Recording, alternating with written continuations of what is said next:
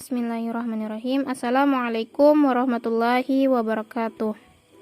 Baiklah, pada kesempatan hari ini saya akan menjelaskan mengenai distribusi frekuensi dan bagaimana langkah-langkah dalam penggunaannya di aplikasi SPSS. Mengenai pengertian distribusi frekuensi, ia adalah rangkaian data angka menurut kuantitasnya ataupun kualitasnya atau kategori. Rangkaian data angka menurut kuantitasnya disebut distribusi frekuensi kuantitatif. Sebaliknya, data yang disusun menurut kualitasnya atau kategori disebut distribusi frekuensi kualitatif. Distribusi frekuensi ini disebut pula pencarian distribusi, merupakan penyusunan data menurut besar kecilnya data dalam beberapa kelas tertentu. Melalui distribusi frekuensi, data akan dikelompokkan ke dalam beberapa golongan dengan menerapkan kaidah-kaidah tertentu. Contoh sederhana, data kuantitatif biasanya datanya mencakup tentang hasil belajar, prestasi belajar, jumlah siswa, dan lain-lain. Sedangkan contoh data kualitatif biasanya mengenai jenis kelamin, jenis pekerjaan, tingkat pendidikan, status pernikahan, dan sebagainya. Dengan kata lain, distribusi frekuensi adalah cara untuk meringkas serta menyusun sekelompok data mentah atau new data yang diperoleh dari penelitian.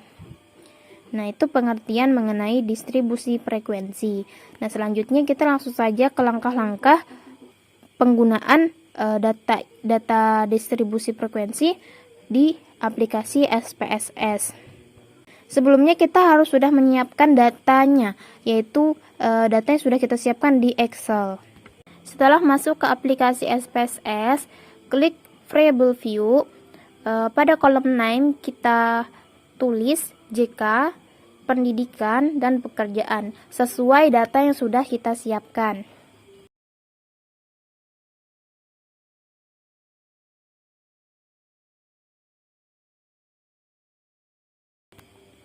Lalu pada kolom desimal kita ubah menjadi angka 0. Dan pada label kita isi dengan nama variabel data, jenis kelamin, pendidikan, dan pekerjaan. Lalu pada kolom values isi dengan kode setiap variabel yang sudah kita buat. Pada variabel jenis kelamin, pada value-nya kita tulis 1 dan di label kita tulis pria. ADD lalu oke. Kita ulang, kita tulis lagi untuk wanitanya value dan labelnya wanita.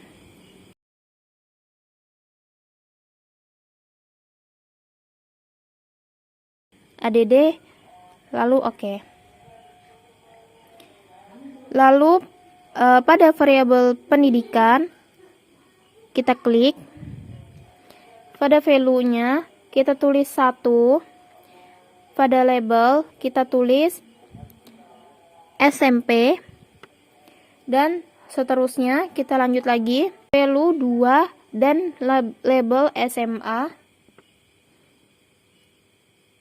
dan sampai yang 3 itu S1, ADD, dan oke.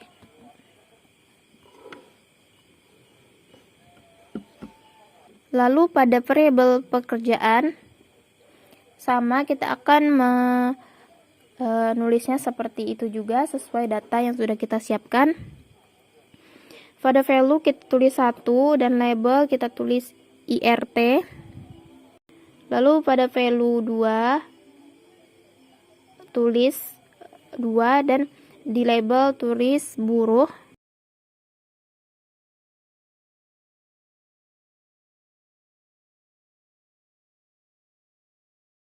Seterusnya 3 swasta, 4 PNS, ADD, dan oke.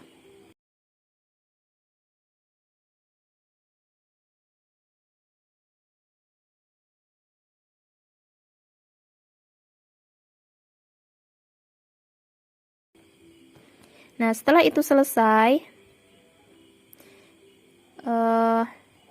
kita pindah ke data view, yang mana di situ akan muncul nama-nama variabelnya, yaitu JK, pendidikan, pekerjaan.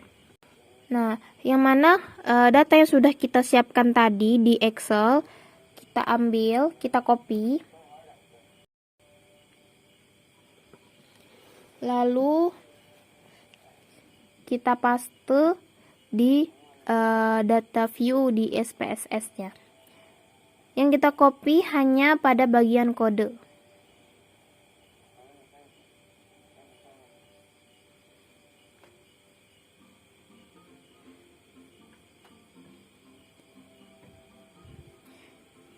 Ditulis satu persatu, kita salin satu persatu.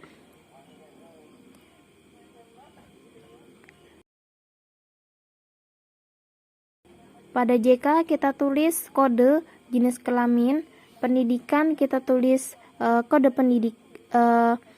pendidikan, dan pekerjaan kita tulis kode pekerjaan. Nah, setelah selesai, kita klik analyze yang ada pada bagian atas. Kita pilih deskriptif statistik, lalu pilih frekuensi, lalu akan muncul kolom seperti ini. Ada 2 kotak. Nah, yang mana di sini ada jenis kelamin sampai pekerjaan, kita Ctrl A, lalu pindahkan semuanya ke kolom variabel S dengan klik panah di tengah. Lalu kita klik statistik. Pada kolom sentral tendensi, centang min, median, mode.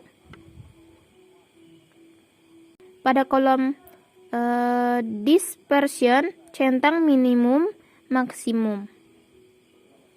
Lalu continue.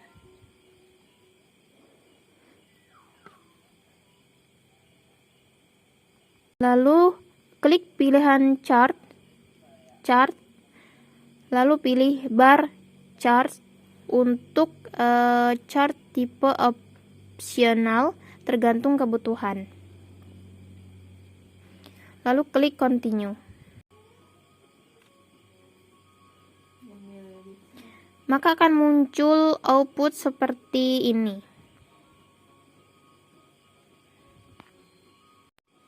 Di sini ada bar chartnya. Nah, yang kita baca di sini frekuensi table yang ada 3 ini. Ada jenis kelamin, pendidikan, dan pekerjaan. Pada output frekuensi table, pada kolom jenis kelamin, di sini dapat kita lihat pria dengan frekuensi 6. Jika dikalkulasikan dalam bentuk persen, maka ia menjadi 60%. Wanita 4, jika dikalkulasikan dalam bentuk persen, maka menjadi 40%. Nah, dalam kolom pendidikan seperti itu juga. SMP 3 dalam bentuk persen menjadi 30%, SMA 4 dikalkulasikan dalam bentuk persen menjadi 40%.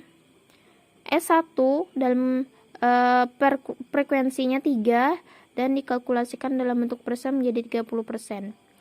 Pekerjaan juga seperti itu.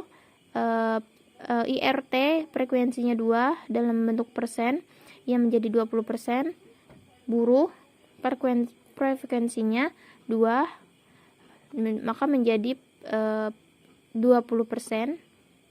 Swasta frekuensinya 3, jika dikalkulasikan dalam bentuk persen maka menjadi 30%, dan PNS frekuensinya 3 dan dikalkulasikan dalam bentuk persen menjadi 30%. Baik, mungkin itu saja hasil dari analisis ataupun pengumpulan data frekuensi, distribusi frekuensi. Jadi seperti ini hasilnya. Baik, mungkin itu saja dari saya. Assalamualaikum warahmatullahi wabarakatuh.